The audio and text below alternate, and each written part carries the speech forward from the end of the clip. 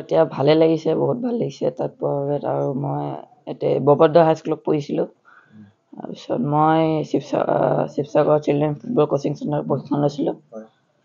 আৰু তাৰপিছত মই নাহৰকটীয়াত ট্ৰায়েল হৈছিলে, নাহৰকটীয়াত ট্ৰায়েল দিব গৈছিলোঁ। ট্ৰায়েল দিয়াৰ পিছত আকৌ দুলীয়াজনত হৈছিলে, মানে টোটেল 3টা ট্ৰায়েল হৈছিলে। সেই নাহৰকটীয়াত তাৰপিছত দুলীয়াজনত মুম্বাইত ট্ৰায়েলত পোৱাৰ বাবে এতিয়া মানে তাত মাতিছে। নৰ্থ ইষ্টৰ পৰা বহুত কেইজন গৈছিলে, নৰ্থ ইষ্টৰ পৰা অসমৰ 8জন গৈছিলে। নৰ্থ ইষ্টৰ মই ভালে ক'ব নোৱাৰিম কেইজন গৈছিলে বহুত কেইজন গৈছিলে। নৰ্থ ইষ্টৰ আৰু হৈছে এজন, মিজোৰামৰ এজন হৈছে, আৰু মই অসমৰ।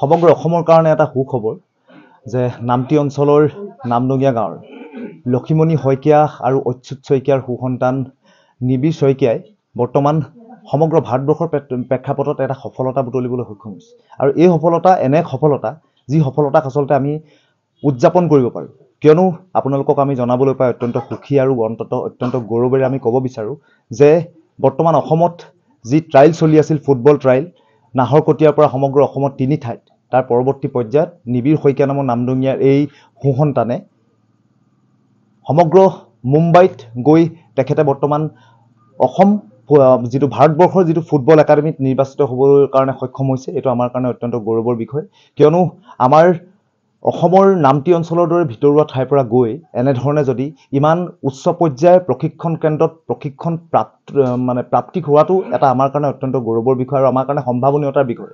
কিয়নো আমি আশা কৰিছোঁ যে কিয়নো আমাৰ সমগ্ৰ উত্তৰ পূৰ্বাঞ্চলৰ পৰা কেৱল মাত্ৰ 11জন খেলুৱৈহে আচলতে মুম্বাই তাত হোৱা যিটো আচলতে ট্ৰায়েল, এই ট্ৰায়েলত তেওঁলোকে স্থান পাবলৈ সক্ষম হৈছিল। কিন্তু তাৰ মাজত অসমৰ নিবিড় শইকীয়া আমাৰ কাৰণে এক আশাৰ ৰেঙনি কঢ়িয়াই দিলে, কিয়নো নিবিড় শইকীয়া নিৰ্বাচিত হ'ল। আৰু এতিয়া বৰ্তমান ভাল খবৰ যে 6 বছৰৰ কাৰণে নিবিড় শইকীয়াৰ লগত তেওঁলোকে এক চুক্তিত তেওঁলোকে মাক দেউতাকৰ লগত ইতিমধ্যে লিপিবদ্ধ হৈ তেওঁলোকে মুম্বাইত আচলতে গতি কৰিব অহা 13 তাৰিখে। সেয়েহে ছাত্ৰ সন্থা, সদৌ অসম মহিলা সমিতি তথা সমগ্ৰ ৰাইজৰ ফালৰ পৰা নিবিড় শইকীয়াৰ ভৱিষ্যত জীৱনৰ কাৰণে আমি শুভেচ্ছা প্ৰদান কৰিছোঁ, শুভাশীষ দিছোঁ, যাতে অনাগত ভৱিষ্যতে নিবিড় শইকীয়াই যি প্ৰশিক্ষণ, এটা উচ্চ পৰ্যায়ৰ প্ৰশিক্ষণ আৰম্ভ কৰিবৰ কাৰণে যিটো যাত্ৰা আৰম্ভ কৰিছে, সেই যাত্ৰা যাতে শুভ হওক, সফল হওক, আৰু অনাগত ভৱিষ্যতে নিবিড় শইকীয়া যাতে সমগ্ৰ অসমৰ লগতে নামটি অঞ্চললৈ, নামডঙীয়া গাঁও অঞ্চললৈ, লগতে সমগ্ৰ অসমলৈ যাতে গৌৰৱ কঢ়িয়াই আনিব পাৰে, তাক লৈ আমি অত্যন্ত বেছি আশাবাদী। ধন্যবাদ। অনুভৱটো ভালেই, বহুত ভাল।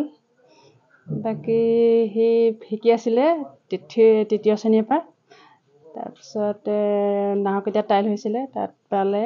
আকৌ এইটো দুলীয়াজানত হৈছিলে। তাৰপিছত লাষ্ট ট্ৰায়েলটো মুম্বাইত হৈছিলে, মুম্বাইটো চিলেক্ট হ'ল। এতিয়া সেয়ে মুম্বাইলৈ যাবলৈ সুবিধা পাইছে। 11জন গৈছিলে। আমাৰ চিলেক্ট হৈছে নিবিড় লায়েন্স ফাউণ্ডেশ্যন য়ংচিং। আপোনাৰ অনুভৱ কেনেকুৱা লাগিছে? মাক হৈ ভালে লাগিব, বহুত ভাল লাগিছে।